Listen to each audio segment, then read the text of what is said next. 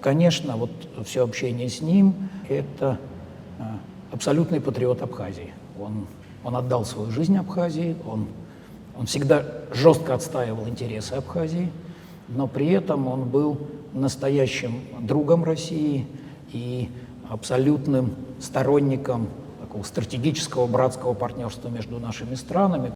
С точки зрения моих личных ощущений, знаете, две, наверное, особенности. Первое, он был человеком без второго дна.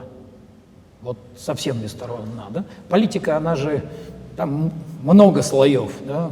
И ты привыкаешь к тому, что у человека, который в большой политике, надо там искать второе дно, потом третье, потом четвертое.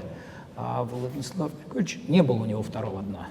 Он мог быть жестким, он мог быть очень жестким, но он был очень открытым. То есть если он не согласен, он говорил, почему он не согласен. Если он занимал жесткую позицию, не надо было догадываться по косвенным признакам, почему и что ему не нравится. Он говорил, что ему не нравится, объяснял, почему. Интриги не было. Вот просто совсем не было интриги. А второе, тоже такое личное ощущение, он умел очень увлекать.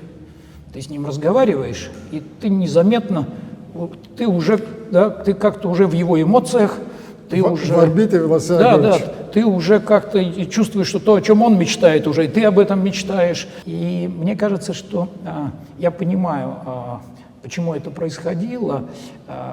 Ведь эмоции – это такая штука, которая от человека к человеку передается только методом заражения.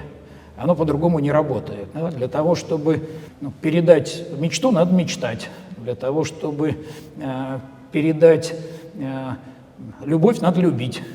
Для того, чтобы передать чувство патриотизма к своей стране, надо быть по-настоящему патриотом. Чтобы передать веру, надо верить. Вот Владислав Григорьевич на самом деле умел и любить, и мечтать, и верить, и делал это так ярко, что заражал этим всех окружающих. Вот у меня это ощущение есть по сей день.